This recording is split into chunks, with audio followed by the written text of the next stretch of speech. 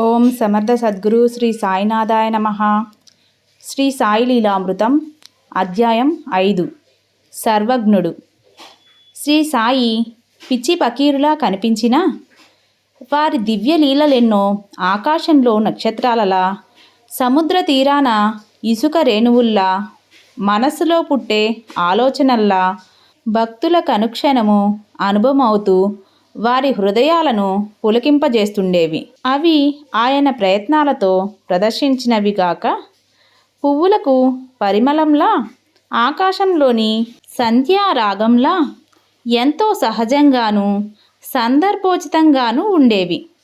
వజ్రాల హారంలోని బంగారు తీగల, పూలమాలలోని దారంలా ఈ లీలలన్నింటిలో శ్రీ సాయినాథుని సర్వజ్ఞత్వం అడుగడుగునా తొంగి చూస్తూ ఉంటుంది. దానిని గుర్తుంచుకోగలవారు ఎవరిని ఏమీ అడగనక్కరలేదు. సాయిబాబా ఒకరోజు నాగాపూర్లో ఉన్న మహనీయుడు తాజుద్దీన్ బాబా గురించి మాట్లాడుతూ సట్కాతో ప్రక్కనున్న నీటి కుండను పదే పదే తట్టారు. కారణం అడిగితే తాజుద్దీన్ కుటీరము అంటుకుంటే ఆర్పుతున్నానన్నారు.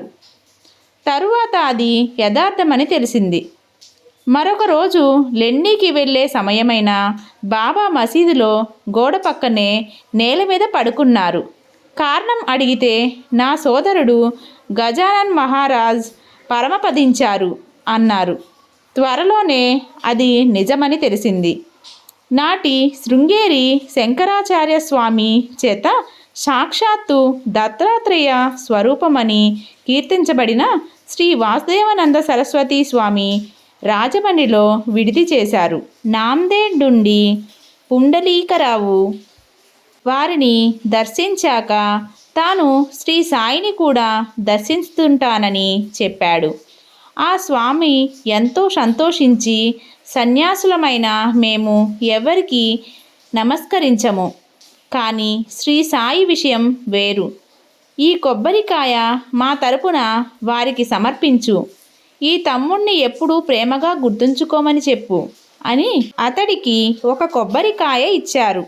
తరువాత అతని మిత్రులు మర్నాడ్లో దిగి సమీపంలోని ఏటి దగ్గర కారపు అటుకులు తింటూ పొరపాటున ఆ కొబ్బరికాయ కొట్టి అందులో కలుపుకొని తిన్నారు.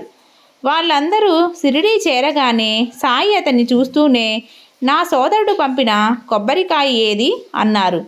అతడు తాను చేసిన తప్పు చెప్పుకొని క్షమాపణ వేడుకొని దానికి బదులు మరొక కాయ సమర్పిస్తానన్నాడు.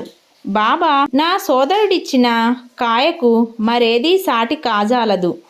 అయినా జరిగిన దానికి బాధపడకు, అంతటికి భగవంతుడే కర్త అన్నారు. కన్నడ దేశంలోని వాడ్గాంలో విడిది చేసిన అప్ప అనే మహాత్ముని గురించి, బెంగాల్లోని శ్రీ రామకృష్ణ పరమహంస గురించి, పూనాలోని హజారత్ బాబాజాన్ గురించి, ఇలా ఇంకెందరి గురించో సర్వము వారికి తెలుసు. పూనాలోని భీమశంకర ఆలయంలో ఉన్న ఒక సాధువును గాడ్గిల్ దర్శిస్తుండేవాడు. ఆయన ఒకసారి అతనిని శ్రీ సాయి దర్శనానికి పంపారు. అతడు షిరిడీ చేరి ఇక్కడ ఏ మహాత్ముడైనా ఉన్నారా అని విచారిస్తే ఇక్కడి మసీదులో ఒక పిచ్చి పకీరు మాత్రం ఉన్నాడు అని చెప్పారు. శ్రీ సాయి ముస్లిం అని సంశయిస్తూనే గాడ్గిల్ మసీదు చేరాడు. అప్పుడు బాబా, నీవి మసీదులోనికి రావద్దు, నేను ముస్లింను, నీవు ఆ భీమశంకరాలయంలోని సాధువు కాళ్ళ మీదే పడు అని కేకలేశారు. అలానే ఆయన ఒకరోజు పండ్లు మిఠాయిలు కొని అందరికీ పంచారు. కారణం అడిగితే ఈరోజు ఒక మహాత్ముని దర్బారు నుండి ఒకడు ఇక్కడికి వచ్చాడు అన్నారు. విచారిస్తే అచ్చటి వారిలో హుబ్లీలోని శ్రీ గురు సిద్ధారుడుల శిష్యులొకరు ఉన్నారని తెలిసింది. ఇంతటి మహనీయులందరి గురించి అనుక్షణము తెలుసుకోగల సాయికి సామాన్యులైన సాధువులను గురించి కూడా తెలుసు. ఆయన మహిమ విని 1911లో హరిద్వార్ నుంచి సోమదేవ స్వామి అనే సాధువు షిరిడీ బయలుదేరాడు. అతడెక్కిన టంగా షిరిడీ సమీపిస్తుండగా అచ్చటి మసీదుపై కట్టిన జెండాలను దూరం నుండి చూసి, ఈయన నిజమైన సాధువైతే తన కీర్తిని ఇలా చాటుకోడు, ఇలాంటి వాణ్ణి చూడనైనా కూడదు అన్నాడు. కానీ సాటి వారి బలవంతంపై సాయిని దర్శించగానే అతడికి హృదయం శాంతిని పొంది ఆనంద బాష్పాలు కారాయి. అలా చిత్తశాంతినివ్వగలిగిందే యోగ్యమైన స్థలమని తన గురువు చెప్పిన వాక్యం అతనికి గుర్తొచ్చింది.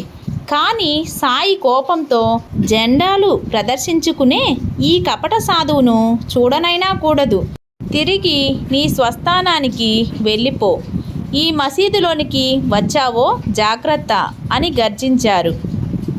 అతడు ఆయన సర్వజ్ఞత్వం చూచి పశ్చాత్తాపంతో శరణు వేడాడు. అప్పుడు అతన్ని మసీదులోనికి ప్రవేశించనిచ్చారు సాయి. భక్తుడు రేగే 1914లో మిత్రుడు అవస్థేను ప్రోత్సహించి షిరిడీకి తీసుకెళ్ళాడు. దారిలో ఒక స్టేషన్లో సైనికాధికారి రైల్లోని ప్రయాణికులను దింపి సైనికులను ఎక్కిస్తున్నాడు. కానీ చిత్రంగా అతను వీరిద్దరిని తిరిగి రైలెక్కించాడు. రేగే రాత్రంతా భజన చేశాడు. వారు షిరిడీ చేరగానే రేగేని చూపుతూ, సాయి, ఇతడికి ఎవరినైనా వెంట తీసుకొస్తే గాని తృప్తి లేదు. వాళ్ళు నా బిడ్డలను రైల్లో నుంచి దింపేయాలని చూశారు. కానీ వీళ్ళిద్దరినీ దింపవద్దని ఆ సైనికాధికారితో చెప్పాను అన్నారు. రేగేని చూపుతూ, నాకు రాత్రంతా నిద్ర లేదు. నా పడక చుట్టూ బాబా బాబా అన్న ఇతడి కేకలే అన్నారు. మనం చేసేది ఎవరికీ తెలియకున్నా మనకు తెలుస్తుంది. అలా మనలో అన్నీ తెలుసుకునేది సాయియే. ఒకసారి శ్రీమతి కనిత్కర్ ద్రాక్ష పండ్లు సమర్పిస్తే బాబా ఎంతో ప్రీతితో తీసుకున్నారు. కానీ వెంటనే అందులోంచి కుళ్ళిన పండ్లు మాత్రమే తీసుకొని మిగిలినవి తిరిగి ఇచ్చి, ఇవి నీ బిడ్డకిచ్చుకో అన్నారు. ఆమె బాధపడుతూ ఇల్లు చేరాక వాళ్ళ అమ్మాయి, అమ్మ, నీవా పండ్లు బాబాకివ్వగానే, అయ్యో బాబా ఆ పండ్లన్నీ అందరికీ పంచేస్తారు, ఆయన తిన్నట్లు కాదు, మనం తిన్నట్లు కాదు అనుకున్నాను అన్నది. ఆమె భావం కన్నతల్లికి తెలియకున్నా సాయికి తెలుసు. ఒకసారి గాడ్గిల్ మామిడి పండ్లు సమర్పిస్తే తీసుకొని, ఆహా, ఇతడు కొన్న పండ్లన్నీ నాకే సమర్పించాడు, కానీ పండిత్ నా కోసం కొన్న పండ్లలో కొన్ని తిని మిగిలినవి ఇచ్చాడు అన్నారు. పండిత్ సిగ్గుతో తలవంచుకున్నాడు. తోల్కర్ అనే పేద గుమ్మస్తా తాను పరీక్షలో పాసై ఉద్యోగం వస్తే షిరిడీ వచ్చి కలకండ పంచుతానని మొక్కుకున్నాడు. అతని కోరిక నెరవేరింది. అతడు నిత్యము టీలో చక్కెర వేసుకోవడం మానేసి అలా కూడబెట్టిన పైకంతో షిరిడీ చేరి కలకండ పంచాడు. తర్వాత జోక్తో ఇతనిని తీసుకువెళ్ళి చక్కెర ఎక్కువ వేసిన టీ ఇవ్వు అన్నారు బాబా. దాసగనుకెంతో ఆచారం. అతడు ఉల్లి తినేవాడు కాదు. ఒకసారి బాబా అతన్ని ఉల్లిపాయ శనగపప్పు కలిపి వండి కొంచెము తిని తరువాత తమకు తెమ్మన్నారు. అతడది తేగానే, నీవు తిన్నావా అన్నారు. అతడు తిన్నానన్నాడే కానీ నిజానికి అతడు అందుకు ప్రత్యామ్నాయంగా దానిని వేలితో తాకి పెదవికి గడ్డానికి అంటించుకొని ముఖం కడుక్కున్నాడు. బాబా నవ్వి అతడు చేసినది చేసి చూపారు. ఉల్లి అతనికి ఎంతో మేలు చేస్తుందని తినమని చెప్పారు. ఒకసారి దీక్షత్ మసీదుకు రాగానే బాబా, నీవు తాంబూలం ఇవ్వలేదు అని అడిగి తీసుకున్నారు. గదిలో తాను పూజ చేసినప్పుడు తాంబూలం అర్పించడం మరచానని అతనికి అప్పుడు గుర్తొచ్చింది. బిక్కుబాయి తెచ్చిన పూలమాల నివేదన బాబా స్వీకరించలేదు.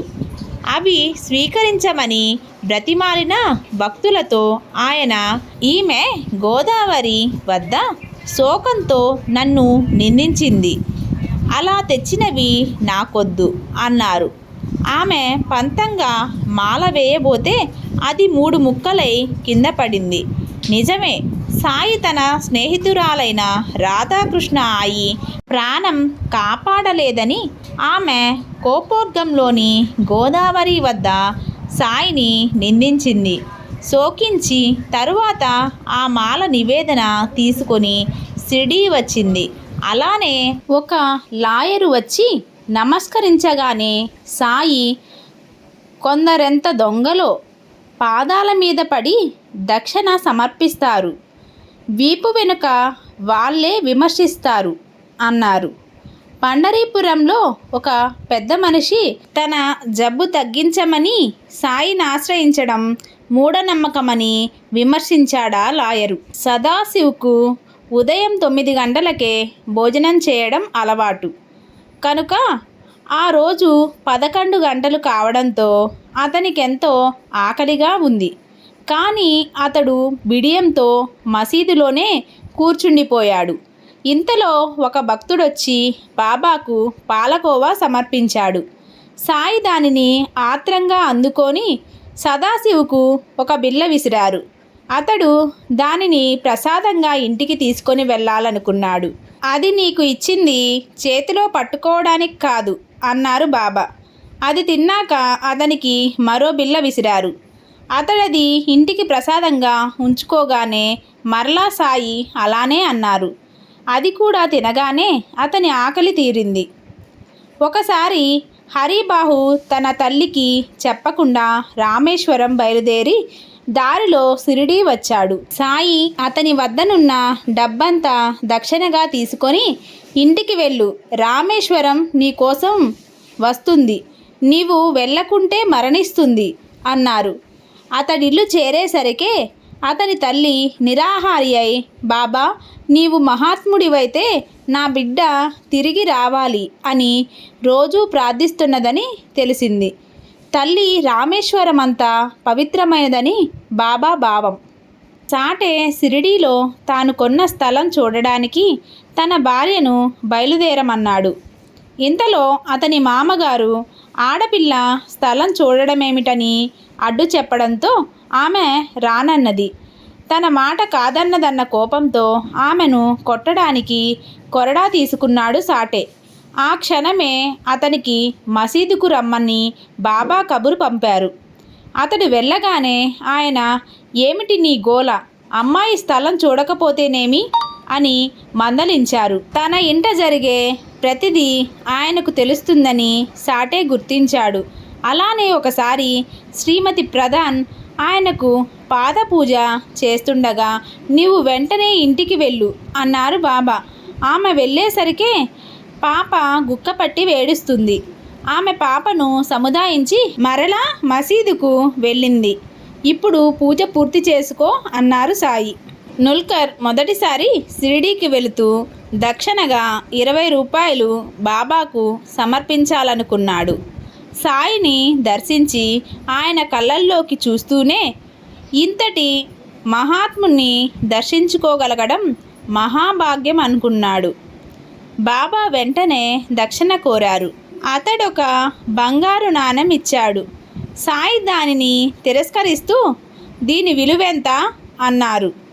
15 రూపాయలు అన్నాడు నుల్కర్. సాయి దానిని తిరిగి ఇచ్చి, ఇది నీ ఉంచుకొని రూపాయలివ్వు అన్నారు.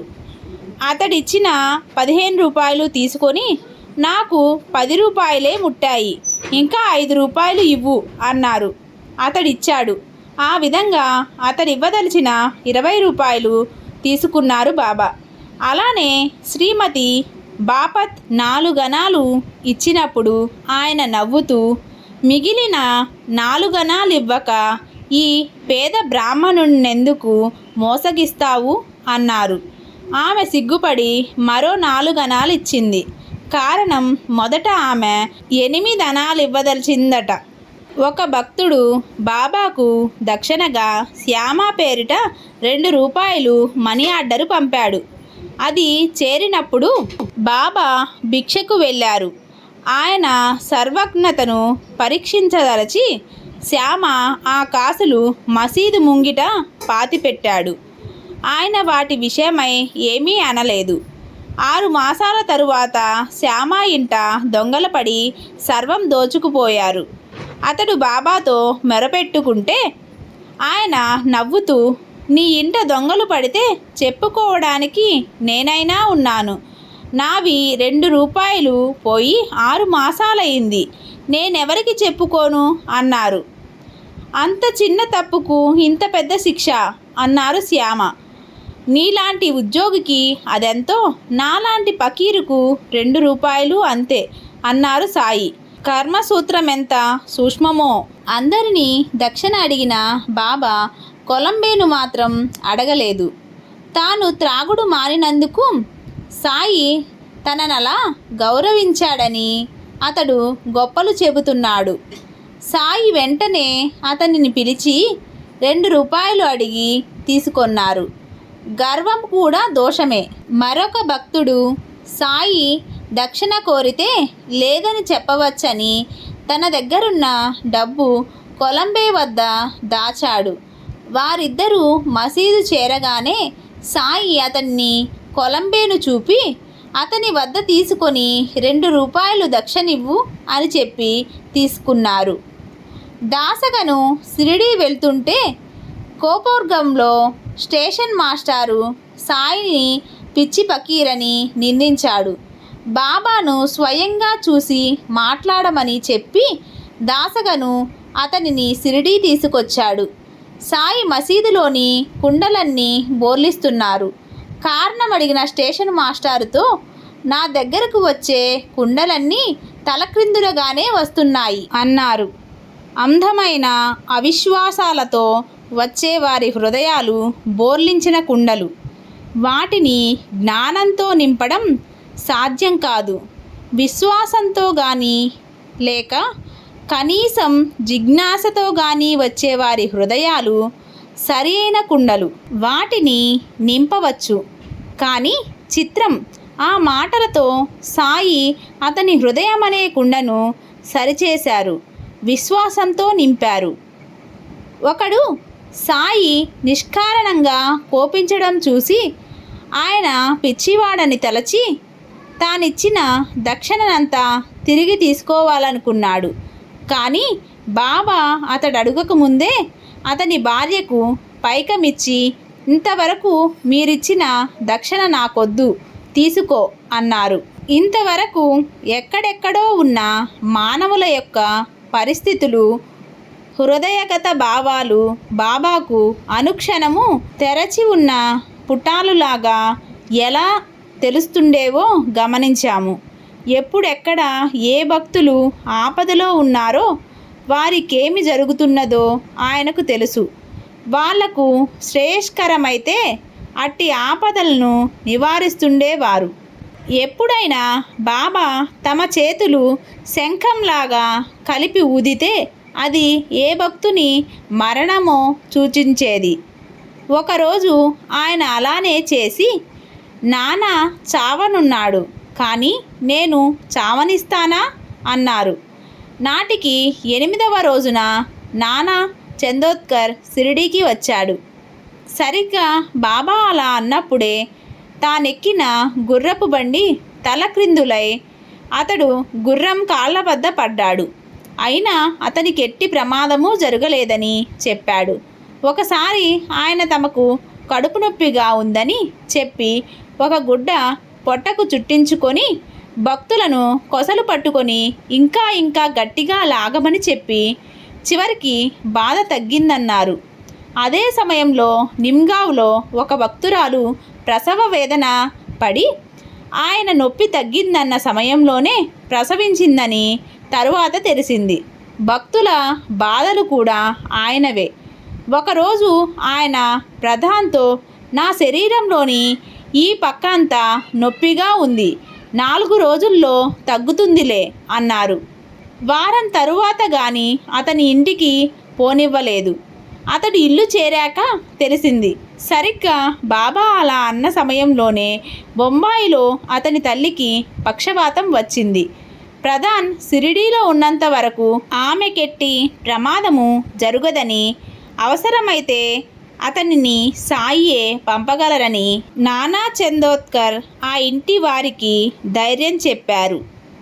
ఆ వారంలో ఆమె పరిస్థితి విషమించింది. ఆమెకు విరోచనమైతే మంచిదని వైద్యులు అన్నారు. సరిగ్గా సమయానికి ప్రధాన్ ఇల్లు చేరి ఆమెకు తీర్థ ప్రసాదాలు ఇవ్వగానే 4వ రోజున జబ్బు తగ్గింది. అలానే సాయి ఒకనాడు మహల్సాపతితో, నీ భార్య మెడవాచి బాధపడుతున్నది, నేను తగ్గిస్తాను, ఇతరుల వలన కాదు అన్నారు. మరొక ఊర్లో ఉన్న ఆమె అలా బాధపడుతుందని, తరువాత ఆ బాధ తగ్గిపోయిందని కబురు వచ్చింది. ఎప్పుడైనా ఆయన భక్తులకు ఇలాంటి బాధలు తొలగించకుంటే అందుకు బలీయమైన కారణం ఏదో ఉండేది.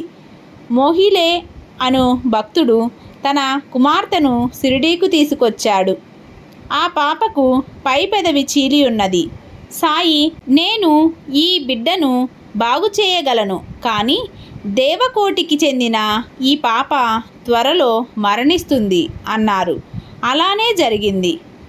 మానవులను గురించే కాదు, సర్వ ప్రాణకోటిని గురించి ఎప్పుడేమి జరుగుతుందో, ఏమి జరగబోతున్నదో బాబాకు తెలుస్తుండేది. ఒకనాడు మసీదులో బల్లి కూస్తుంటే ఒక భక్తుడు అదేమి శకునమని అడిగాడు. సాయి, ఇందులో శకునమేమున్నది? ఔరంగాబాదు నుండి తన చెల్లెలు వస్తున్నదని సంతోషిస్తున్నది అన్నారు. నాటి మధ్యాహ్నం ఒక భక్తుడు గుర్రం మీద వచ్చి దానిని మసీదు ముంగిట కట్టేశాడు. దానికి ఉలవలు పెట్టడానికి అతడు సంచి దులిపితే అందులో నుంచి ఒక బల్లి బయటపడింది. అది అంతకు ముందు కూసిన బల్లి ఆడుకుంటూ గోడపైకి పాకాయి. బాబా వాటిని చూపగానే భక్తులు విస్తుబోయి ఆ వ్యక్తిని విచారించారు. అతడు ఔరంగాబాదు నుండి వస్తున్నానని చెప్పాడు. ఆ ఊరి నుండే ఆ మనిషి గుర్రమెక్కి వస్తాడని, దాన్ని మసీదులోనే కట్టేసి ఉలవలే పెడతాడని, ఆ సంచిలో ఒక బల్లి ఉన్నదని బాబాకెలా తెలుసు? ఇందులో ఏమి జరగకున్నా ఆయన మాట వ్యర్థమవుతుంది. అలానే ఒకనాడు మహల్సాపతితో, నీ ఇంటి దగ్గర 2 పాములున్నాయి అన్నారు సాయి. అతడిల్లు చేరేసరికి అతడి ఇంటి తలుపు దగ్గర ఒక పాము, పక్కనే కుమ్మరివాని తల దగ్గర మరొకటి కనిపించాయి. మరొక రోజు సాయి తమ చేయి పాములా పెట్టి చూపుతూ, రాత్రి నీవు వచ్చేటప్పుడు ఒక దొంగ ఎదురవుతాడు, కూడా లాంతరు తెచ్చుకో అన్నారు. అతడు ఆ రాత్రి లాంతరు తీసుకొని వస్తుండగా దారిలో ఒక పాము ఎదురయ్యింది. శ్రీ సాయి ఏమి చేసినా, ఎంత చిన్న మాట చెప్పినా జరుగుతున్నదంతా స్పష్టంగా తెలిసి అలా చేస్తారని భక్తుల అనుభవాలు నిరూపిస్తుండేవి. సదాశివ తార్కాడ్ మిల్లు మేనేజరు పదవికి రాజీనామా చేసి సకుటుంబంగా షిరిడీలో ఉన్నాడు. అతడు తిరిగి ప్రయాణమైనప్పుడు సాయి ఆశీర్వదించి పూనా మీదుగా వెళ్ళమన్నారు. అతని భార్య మర్నాడ్ మీదుగా వెళితే ఖర్చు తగ్గుతుందని ఎంత చెప్పినా అతడు సాయి చెప్పినట్లే పూనా చేరి ఒక మిత్రుని వద్ద ఆగాడు. అక్కడొక మిల్లు ఆసామి కలిసి అతనికి వెంటనే ఉద్యోగం ఇచ్చాడు. శ్రీ సాయిని నమ్ముకుంటే చాలు, ఏమి కోరనక్కరలేదు. ఎప్పుడైనా ఆయన చేసినదే శ్రేయస్కరం, మనకు తోచినది కాదు. ఒక తల్లి తన కొడుకు నార్కేకు స్థిరమైన ఉద్యోగం లేదని బాధపడుతుండేది. ఒకరోజు బాబా ఆమెతో, నీ బిడ్డను పూనాలో స్థిరపరుస్తాను అన్నారు. అలానే అతడికి 1917లో పూనాలో స్థిరమైన ఉద్యోగం వచ్చింది. తరువాత అతనితో ఒకరోజు నీ మామ బూటీ ఇక్కడొక ఆలయం కడతాడు, నీవు దానికి ధర్మకర్తవవుతావు అన్నారు బాబా. అలానే బూటీ 1918లో నేటి సమాధి మందిరం కట్టించాడు. తరువాత దానికి నార్కే ధర్మకర్త అయ్యాడు. ఒకసారి బాబాకెవరో మామిడి పండ్లు పంపారు. బాబా వాటిని భక్తులకు పంచుతూ ఇవి దామ్యాకు అని 8 పండ్లు వేరుగా ఉంచారు. అతడిక్కడ లేడు కదా అంటే అతడిప్పుడే కోపోర్గం చేరాడు, కొద్దిసేపట్లో వస్తాడు అన్నారు. అలాగే కొద్దిసేపట్లో దామోదర్ రాస్నే వచ్చారు. అంతలో ఆ పండ్లలో నుంచి 4 పిల్లలెత్తుకుపోయారు. సాయి, దామ్యా ఈ పండ్లు తినిచావు అన్నారు. అతడు భయపడుతుంటే నవ్వి వాటిని నీ 2వ భార్యకివ్వు, మొదట నీకిద్దరు కొడుకులు పుడతారు, మొదటి వాడికి దోహత్ షా అని, 2వ వాడికి తానాషా అని పేర్లు పెట్టు అన్నారు. దామోదర్ రాస్నేకు ఎంతో కాలంగా సంతానం లేదు. సాయి ఈ ప్రసాదమిచ్చిన సంవత్సరానికి కొడుకు పుట్టాడు. ఆ బిడ్డను బాబాకు చూపి వానికేమి పేరు పెట్టాలని అడిగాడు రాస్నే. దౌలత్ షా అని చెప్పాను కదా అన్నారు బాబా. దామ్యాకు మొత్తం 8 మంది బిడ్డలు పుట్టి 4 జీవించారు. ఒకరోజు బాలక్ రామ్ కుమారుడు షిరిడీ వెళ్తున్నానని చెబితే బాబాకేమైనా పంపాలనుకున్నది శ్రీమతి తార్కాడ్. కానీ ఇంట్లో ఒకసారి నివేదించిన పాలకోవా బిళ్ళ తప్ప మరేమీ లేదు. అదిగాక బాలక్రామ్కు మైల వచ్చింది. అయినా బాబాకు భక్తే ప్రధానమని తలచి దానినే పంపించింది. అతడు షిరిడీ చేరాక ఆ పాలకోవా సంగతే మర్చిపోయాడు. బాంద్రా నుండి నాకేమి తెచ్చావు అని బాబా ఎన్నిసార్లు అడిగినా అతనికి గుర్తు రాలేదు.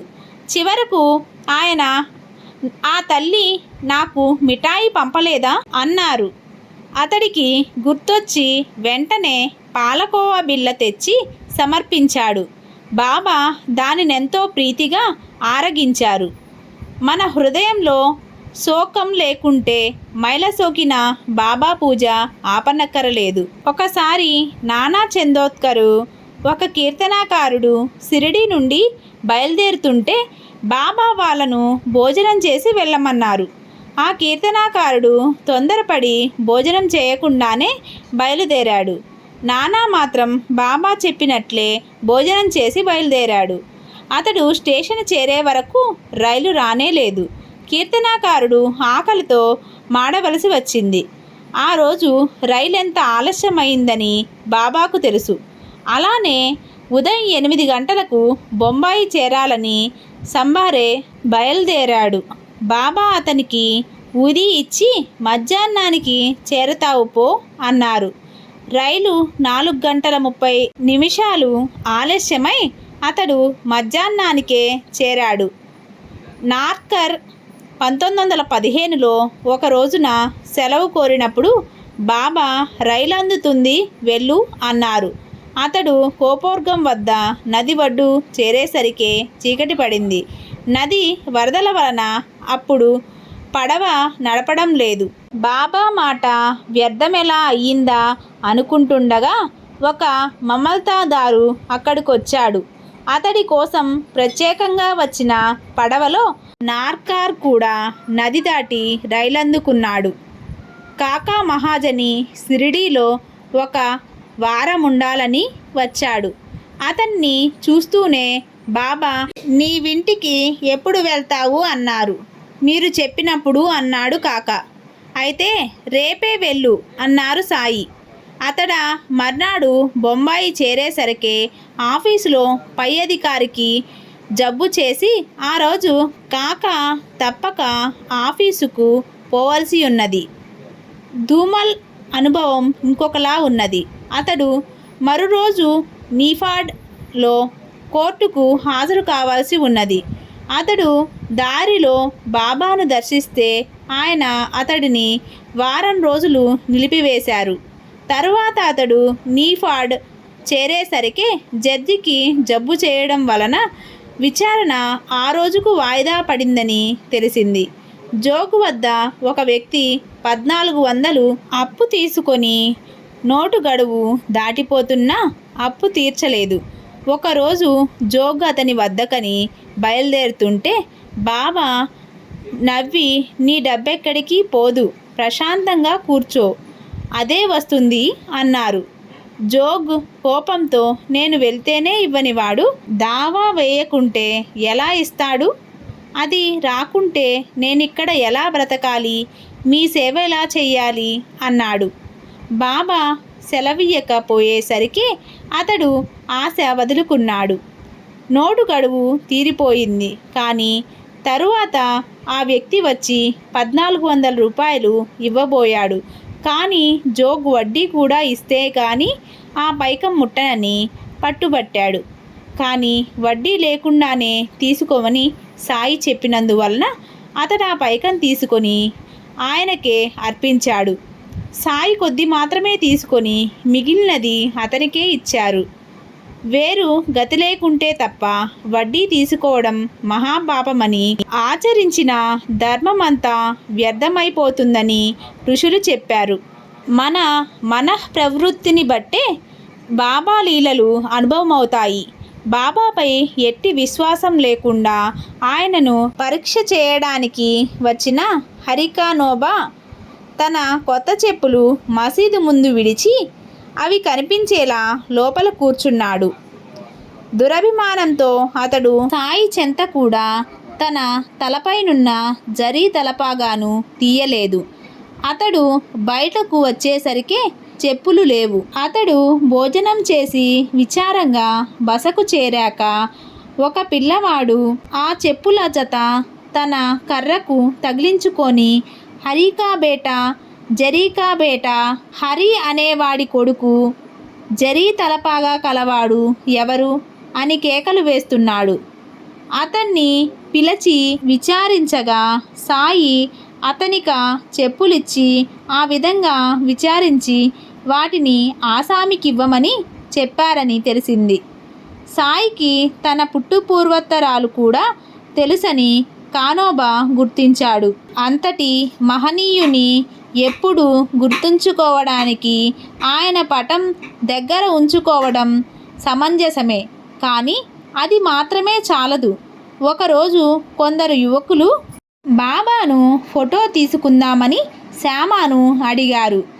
బాబా లెండి నుండి వచ్చేటప్పుడు సాటేవాడ వద్ద నిలుపుతాను, అప్పుడు ఫోటో తీసుకోమని వాళ్ళతో శ్యామ చాటుగా చెప్పాడు.